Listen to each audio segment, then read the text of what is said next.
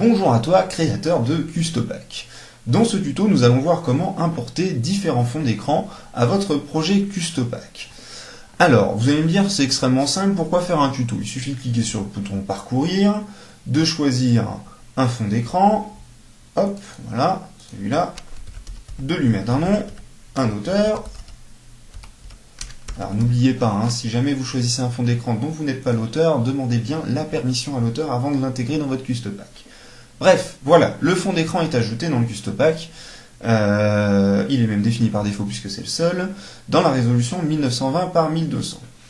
Alors, c'est très simple, néanmoins, quelques astuces pour faire en sorte que votre Custopack soit bien installé sur un maximum d'ordinateurs possible. Comme vous le voyez, ici est détaillée la résolution du fond d'écran.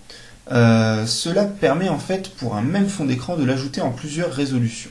Alors l'erreur qu'il ne faut pas faire, c'est pour l'ajouter dans plusieurs résolutions, c'est de recliquer sur le bouton parcourir, remettre un fond d'écran, lui mettre un nom différent, par exemple on ne va pas l'appeler Bambou 2, parce que sinon voilà, ça va ajouter un autre fond d'écran en dessous.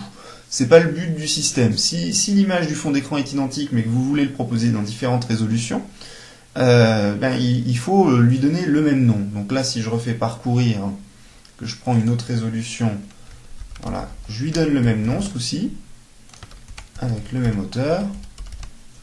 Si je l'ajoute, voilà, il va m'ajouter la résolution à mon fond d'écran Bambou. Voilà. Ce qui va permettre, en fait, là, vous voyez, j'ai une résolution 1920 par 1200, qui est parfaitement optimisé pour les écrans type 16 dixièmes. Donc les gens qui auront un écran 16 dixièmes, Custopack Tools va installer cette résolution-là. Alors que les gens qui vont installer votre Custopack avec une résolution 16 neuvième vont plutôt se retrouver avec ce fond d'écran optimisé-là. Voilà. Donc ça, c'est la première astuce. Néanmoins, il y a encore plus simple. Si jamais vous avez préparé tous vos fichiers, encore une fois, il y a le glisser-déposer. Tous mes fichiers dans toutes les résolutions disponibles sont ici. Et là, je vais tout simplement faire un glisser-déposer du dossier. Déjà, d'une part, il va automatiquement nommer mon fond d'écran. Il ne me reste plus qu'à ajouter le nom de l'auteur et éventuellement le site internet. Et de cliquer sur Ajouter. Et voilà. Mon fond d'écran est ajouté dans toutes les résolutions présentes ici. Alors, moi, je vous conseille pour les différentes résolutions de faire une résolution 16 dixième, une résolution 16 neuvième et une résolution 4 tiers. Alors, on va prendre l'exemple. Là, on va ajouter un autre fond d'écran, du même auteur d'ailleurs, qui est disponible en 16 neuvième et en 16 dixième. Bon, c'est parfait. Dans des résolutions plutôt conséquentes. Donc, il n'y a pas besoin, par exemple, de refaire une résolution 16 neuvième plus petite.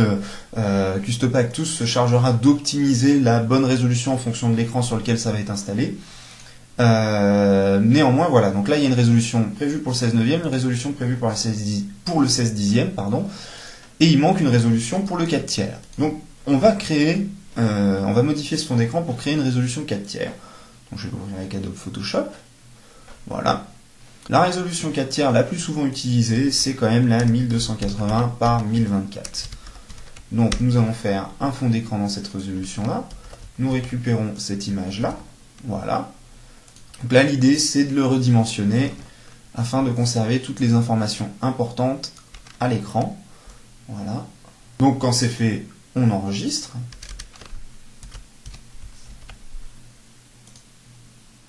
Et nous avons notre fond d'écran en 4 tiers. Voilà. Et ensuite, en glissant le dossier, on ajoute le nom de l'auteur, ajouter ce fond d'écran. Nous avons un fond d'écran disponible en 3 résolutions, sachant qu'on a bien le 16 dixième, le 16 neuvième et le 4 tiers, c'est-à-dire les dimensions d'écran les plus courantes sur le marché. Voilà, vous pouvez ajouter encore plein d'autres fonds d'écran de cette manière et définir celui que vous voulez qui sont installés par défaut en cliquant sur Définir par défaut. À très bientôt pour d'autres tutos.